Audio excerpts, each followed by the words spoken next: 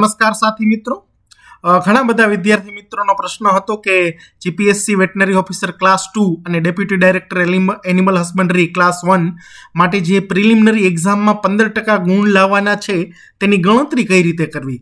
એટલે કે મિત્રો એક વાત છે કે તમે સમજી લેજો કે આ વખતે પેપર જે છે પ્રિલિમિનરી એક્ઝામનું એ બે ભાગમાં થવાનું છે. પહેલો ભાગ એટલે કે સામાન્ય અભ્યાસ અને બીજો ભાગ એટલે કે જે તે સબ્જેક્ટ રિલેટેડ, એટલે કે આમાં વેટનરી રિલેટેડ જે સબ્જેક્ટ છે, આપણા જે કોર્સ છે એ પ્રમાણે તેમાં પ્રશ્નો પૂછવામાં આવશે. એટલે ઘણા બધા વિદ્યાર્થીનો પ્રશ્ન હતો કે સાહેબ શું સામાન્ય અભ્યાસ ભાગ 1 એટલે કે જે જીકે વાળું પેપર છે એમાં અમારે 15% ના આવે તો શું અમને બીજું પેપર દેવામાં આવે? એટલે કે બીજા પેપરની અંદર એટલે કે જે તે વેટનરીના સબ્જેક્ટનું જે પેપર છે એમાં અમને બેસવા દેવામાં આવે કે નહીં.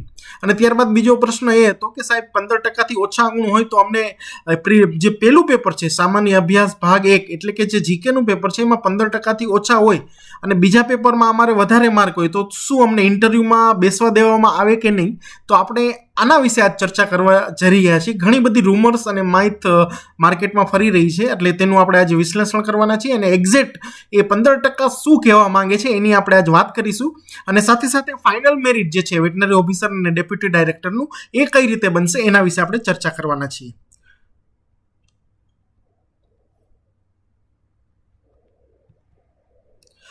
તો મિત્રો આ વાત તો તમને ખ્યાલ જ છે કે પ્રાથમિક કસોટી છે એ નાયબ પશુપાલન નિયામક વર્ગ 1 અને પશુ ચિકિત્સા અધિકારી વર્ગ 2 માટે કુલ પ્રાથમિક કસોટી એટલે કે પ્રિલિમિનરી એક્ઝામ બે ભાગમાં લેવામાં આવશે. ભાગ 1 સામાન્ય અભ્યાસ અને ભાગ 2 સંબંધિત વિષય. ભાગ 1 માં 100 પ્રશ્નો હશે, કુલ એમાં 60 મિનિટ આપવામાં આવશે.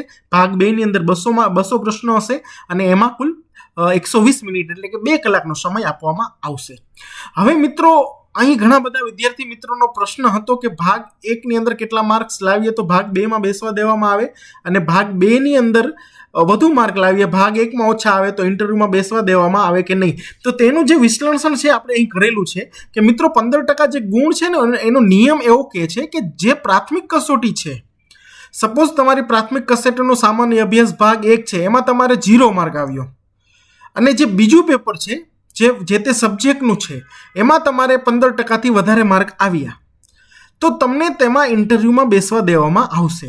એટલે કે પ્રાથમિક કસોટીના જે માર્ક છે સામાન્ય અભ્યાસ ભાગ 1 અને જે તે વિષયના સંબંધિત ગુણ એટલે કે 100 માર્ક પ્લસ 200 માર્ક એટલે કે 300 ગુણ એટલે કે 300 પ્રશ્ન. આ 300 ગુણ 300 પ્રશ્નમાંથી તમારા 15% ગણાશે, ના કે કોઈ એક પેપરના 15% કે ના કે કોઈ બીજા પેપરના 15%. આ બંને પેપરના કમ્બાઇન્ડ માર્ક થઈને તમારા 15% ગુણ ગણાશે.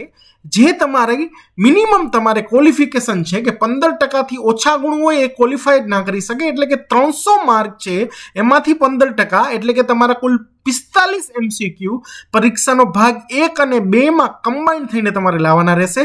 તો જ તમને ઇન્ટરવ્યુમાં ભવિષ્યમાં જો તમે મેરિટમાં આવશો, ઇન્ટરવ્યુના મેરિટમાં યાદ રાખજો, ઇન્ટરવ્યુના મેરિટમાં આવશો તો જ તમને મેરિટમાં બેસવા દેવામાં આવશે.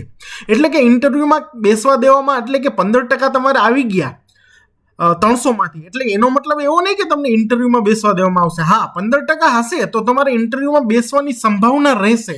એનું કારણ એવું છે કે ઇન્ટરવ્યુમાં જે ઉમેદવાર બોલાવવામાં આવે છે ને તે ઉમેદવારની સંખ્યા જે તે પોસ્ટ આવેલી છે, સપોઝ વેટનરી ઓફિસરની 261 પોસ્ટ આવેલી છે તો તેના 3 ગણા ઉમેદવાર ઇન્ટરવ્યુમાં બોલાવવામાં આવે છે.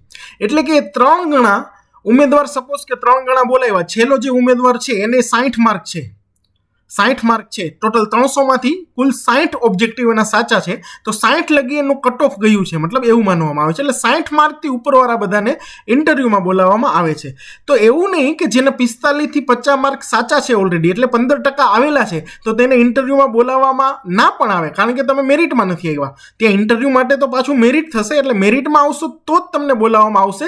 પરંતુ યાદ રાખો, માન લો કે સપોઝ પેપર બહુ ટફ નીકળ્યું, પેપર હાર્ડ નીકળ્યું તો વિદ્યાર્થીઓને એ જે ઇન્ટરવ્યુ બોલાવનારા વિદ્યાર્થી છે એમાં જે છેલ્લું કટ ઓફ ગયું એ 45 માર્ક સુધી ગયું, બરોબર, 45 માર્ક એટલે કે 15% જેને મિનિમમ માર્ક હતા એને બોલાવવામાં આવ્યા. તેમ છતાં માન લો કે પોસ્ટ 261 છે એના 3 ગણા ઉમેદવાર ના થયા તો એ મેરિટ 45 થી ઘટાડીને 40 સુધી નહીં જાય, ક્યારે પણ નહીં જાય. એ મેરિટ છે જે તમારું એ 45 માર્ક એટલે કે 15% માર્ક એટલે કે 45 ઓબ્જેક્ટિવ તમારા સાચા હશે ત્યાં સુધી જ રહેશે.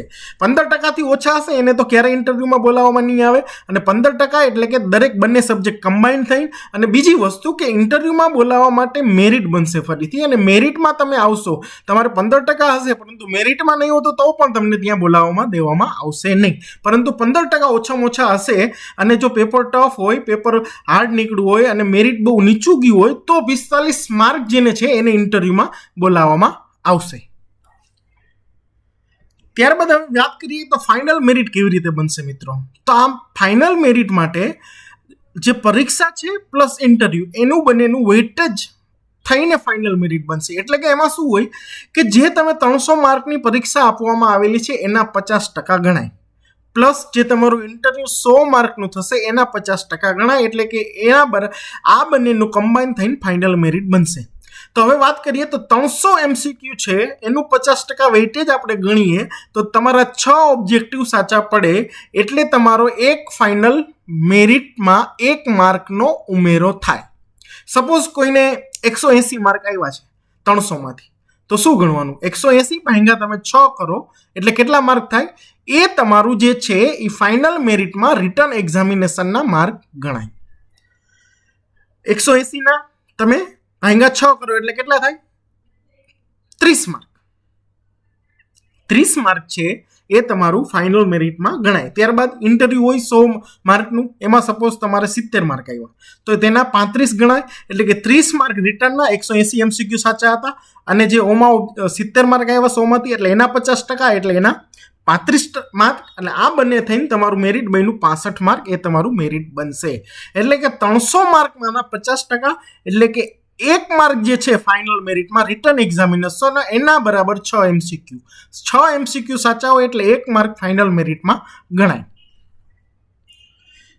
હવે કોઈને કોઈ પણ પ્રકારનો ડાઉટ હોય તો તમે નીચે કોમેન્ટ બોક્સમાં જણાવી શકો છો. જો આપને વિડીયો પસંદ આવ્યો હોય તો આપના સાથી મિત્રો વચ્ચે અમારા વિડીયોને શેર કરજો, અમારી ચેનલને સબસ્ક્રાઇબ કરજો અને લાઇક કરજો. Thank you very much for the watching Jenuki Pathshala YouTube channel. Thank you again once again.